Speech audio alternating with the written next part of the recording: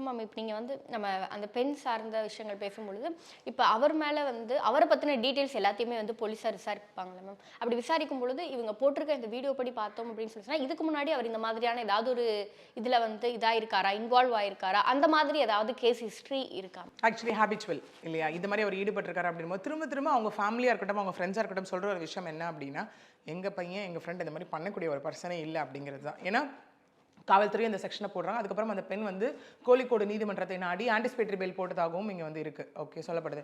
So அப்படி இருக்கும்போது அவங்க அதனால் தலைமறைவானதாகவும் அவங்க வீட்டுக்கு போய் போலீஸார் போய் பார்க்குறப்போ அவங்க அங்கே இல்லை. ஓகே, அவங்களோட மொபைல் சுவிச் ஆஃப் ஆன நிலையில் அவங்க மொபைல் மட்டும் அவங்க கண்டெடுக்கப்பட்டது அப்படின்னும் போலீஸார் அதை சைபர் கிரைமுக்கும் அனுப்பியதாகவும் இங்கே இருக்குது. ஏன் அப்படின்னா நம்ம அந்த வீடியோ ஐ திங்க் ஒரு 26 செகண்ட்ஸ் வீடியோன்னு நினைக்கிறேன். அந்த ஃபஸ்ட்டு வீடியோ அரௌண்ட் இது ஒரு ரீல்ஸ் ஆனது. அதுக்கப்புறம் அந்த எக்ஸ்பிளேஷன் வீடியோ இல்லையா? ஸோ அந்த வீடியோவில் இருக்கிறது அவங்க எடுத்து அப்படியே அப்லோட் பண்ணப்பட்ட வீடியோவா, ஏதாவது எடிட் அண்ட் மேனிப்புலேஷன் நடந்திருக்கா அப்படிங்கிற விஷயம் எல்லாமே அவங்க அங்கே பார்ப்பாங்க. ஸோ அது வந்து முதல் எவிடன்ஸாக இங்கே வந்து கன்சிடர் பண்ணப்படும்.